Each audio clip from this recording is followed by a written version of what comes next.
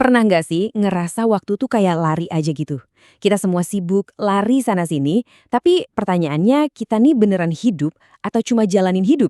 Nah, hari ini kita bakal coba lihat bareng-bareng sebuah cara pandang yang beda banget. Ini bukan soal time management biasa, tapi lebih ke gimana caranya kita hidup di dalam waktu yang kita punya. Coba deh, renungin pertanyaan ini sebentar. Kamu sibuk atau kamu efektif? Gini deh, jadwal kita bisa aja penuh dari pagi sampai malam. Tapi, apa itu artinya kita produktif? Apa kita lagi lari ke depan atau cuma lari di tempat kayak hamster di rodanya? Ini nih pertanyaan penting yang mau kita gali jawabannya.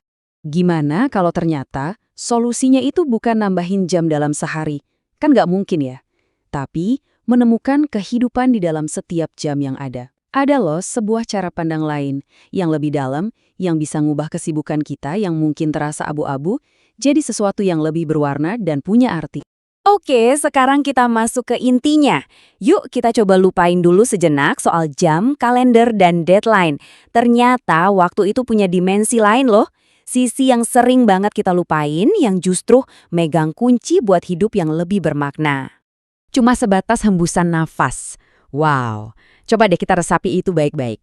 Kalau hidup kita sesingkat itu, prioritas kita pasti langsung berubah kan? Sadar kalau hidup ini fana, itu bukan buat bikin kita takut, tapi justru buat bangunin kita. Biar kita berhenti buang-buang waktu dan mulai menginvestasikannya ke hal-hal yang benar-benar penting. Nah, kuncinya ada di sini nih. Ternyata orang Yunani kuno itu punya semacam rahasia soal waktu. Mereka tuh ngelihat waktu dengan dua cara yang beda banget. Dan kalau kita paham perbedaannya, wah ini bisa ngubah segalanya. Oke, yang pertama namanya Kronos. Ini nih waktu yang kita semua kenal betul. Detik jam yang terus jalan, kalender yang isinya rapat semua, deadline yang bikin kepala pusing. Kronos itu ya waktu yang bisa dihitung. Waktu kuantitatif. Bisa dibilang dialah si tiran yang bikin kita ngerasa dikejar-kejar dan selalu kurang waktu. Terus ada lawannya, namanya Kairos. Nah kalau Kairos ini beda, ini soal kualitas. Bukan tentang berapa lama, tapi seberapa pas momennya.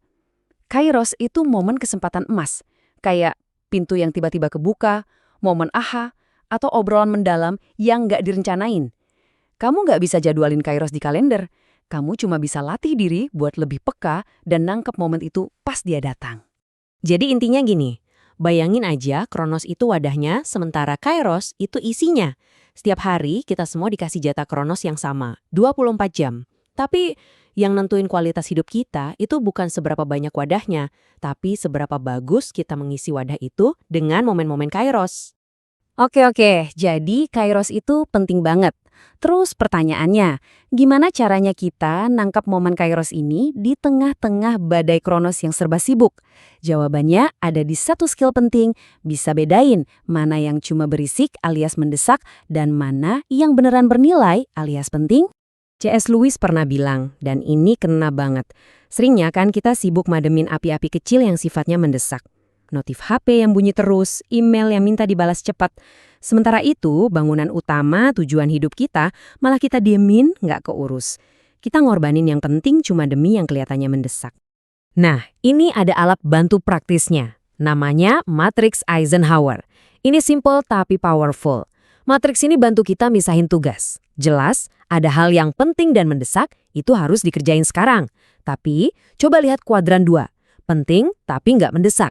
Nah, disinilah Kairos bersembunyi. Merencanakan masa depan, belajar skill baru, quality time sama keluarga. Ini semua aktivitas yang nggak bakal teriak-teriak minta perhatian. Tapi justru inilah yang bakal ngebentuk masa depan kita. Sisanya, udah, seringnya itu cuma gangguan. Delegasiin atau hapus saja sekalian. Oke, sekarang kita coba lihat gambaran besarnya ya. Ngatur waktu dengan bijak itu bukan cuma soal kerjaan atau to-do list, bukan. Ini tentang menyeimbangkan seluruh hidup kita. Jadi fokusnya itu bukan cuma biar produktif di kantor, tapi biar hidup kita itu utuh. Ada 5 pilar nih yang harus kita seimbangin. Pertama, diri kita sendiri, rohani, fisik, mental. Kedua, keluarga. Ketiga, kerjaan atau studi. Keempat, komunitas atau gereja. Dan kelima, kontribusi kita buat masyarakat. Kalau satu pilar aja diabaikan demi yang lain, ibarat bangunan, hidup kita bisa goyah. Jadi ini bukan cuma soal milih prioritas, tapi soal mengintegrasikan semuanya.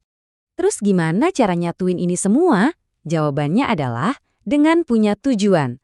Jadi, kita hidup itu digerakkan sama tujuan kita, bukan cuma ngerespon apa yang terjadi di sekitar kita. Intinya, kita beralih dari yang tadinya reaktif jadi proaktif. Ini dia 3 langkah praktis buat mulai. 1. Tentukan prioritas. Sadari dulu apa sih yang paling penting buat kamu. 2. Bikin target. Bikin tujuan yang jelas di kelima pilar hidup tadi. Nah, yang ketiga ini paling penting. Evaluasi rutin. Coba deh, setiap akhir minggu, luangkan waktu sebentar buat nanya ke diri sendiri. Cara gue pakai waktu minggu ini udah sesuai belum sama prioritas gue? Jawaban jujur dari pertanyaan itu, itulah kompas kamu. Pada akhirnya, ini semua adalah ajakan buat kita ngangkat pandangan lebih tinggi, buat fokus ke hal-hal yang dampaknya abadi, bukan cuma yang kelihatan di depan mata kita sekarang. Karena kesibukan itu sifatnya sementara, tapi makna dan tujuan yang kita bangun, itu yang bakal bertahan selamanya. Jadi, saya mau kasih satu tantangan kecil buat kamu. Bukan buat besok atau lusa, tapi buat hari ini juga. Coba pikirin, apa satu hal penting tapi nggak mendesak yang bisa kamu lakuin hari ini? Nggak usah yang besar-besar.